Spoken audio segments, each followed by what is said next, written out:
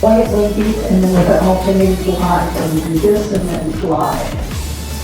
Easily buffeted by the wind. And these birds, they're small and they train in very, very tight circles. And then they often hover. So they're the size of a robin, but they hover like hummingbirds.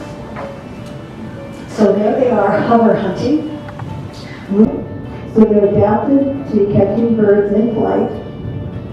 What they do is strike hard enough to kill the prey, and then as the prey falls to the ground, they plummet down and catch the prey with a very, very long middle toe. They're extremely powerful birds. And in flight, they're considered the most powerful and steady of the winged, so of all the falcons. They can accelerate to high speed in seconds. And when they soar on very flat wings, and they have a profile that looks like a bow and arrow. And in the speed, a peregrine falcon is the fastest animal on the planet. A dark malar, a light throat, and dark spots. Who knows who this Buteo is? And it's one of these four in immature plumage. Swainson's.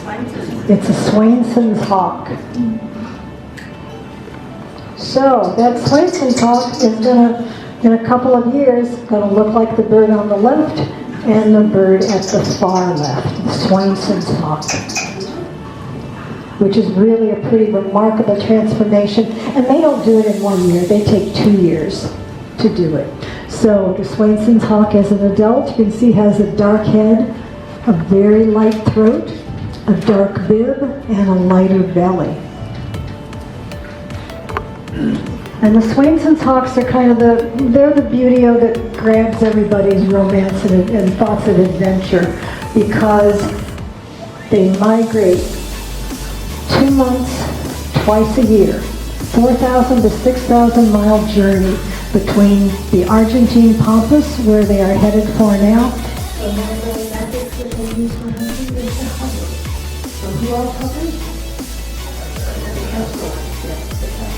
Hummingbird. And hummingbird.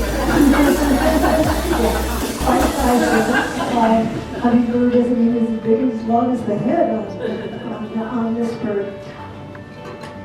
Other adaptations to the Arctic, in addition to the hovering, is that they take small prey. That's what they have up there, what they have available, and comparatively speaking, they have a smaller beak than the other Buteos. And they also have smaller feet. That means that they can use smaller perches. I mean, look at the photograph on the left. She's challenging, though. So if you don't see it, it's because it's not really their fish. Would you agree, Karen? I would. Yeah. But we have the advantage also with her that we're seeing her left leg. And lots of other ways. I mean, you're getting all the stuff. Yeah. She's very active. Okay, now we're going to look at the largest of the Buteos, the Peruvian hawk. This is the bird with the big golden gape. And as you can see in the bird in front of you, that gape, that is where the lower mandible meets the upper mandible, all the way back to the eye. Much longer than you see in the other three Buteos that are here. In flight, you see how they got the exhibitor wings, broad, very, very broad, and short, and rounded at the tips.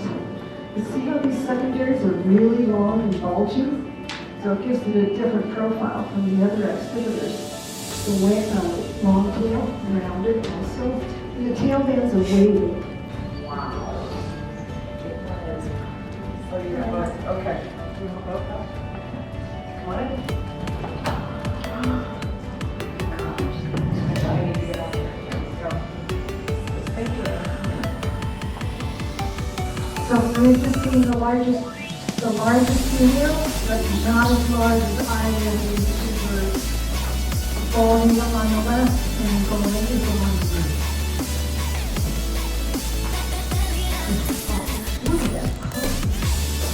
brown chest and a mottled belly. In the second year and in the third year, they still have that dirty white head. When you start out that way, you have mostly white tail in the first few years with a wide brown head.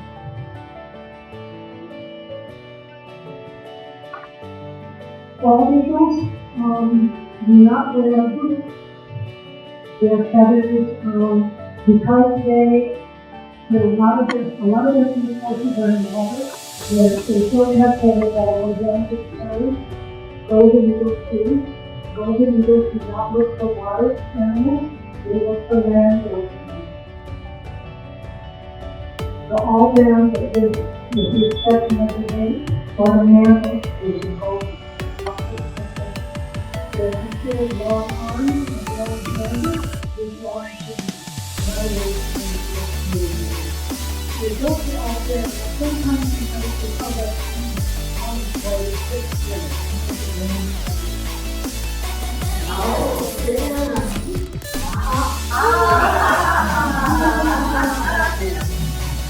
Surprise! You probably all get love that one.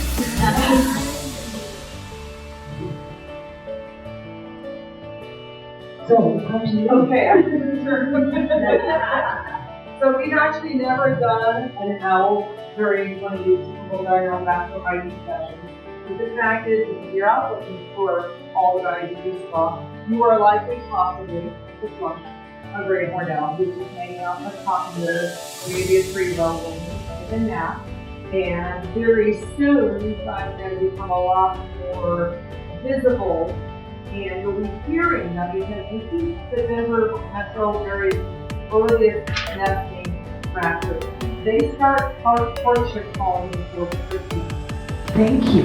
Oh, yes.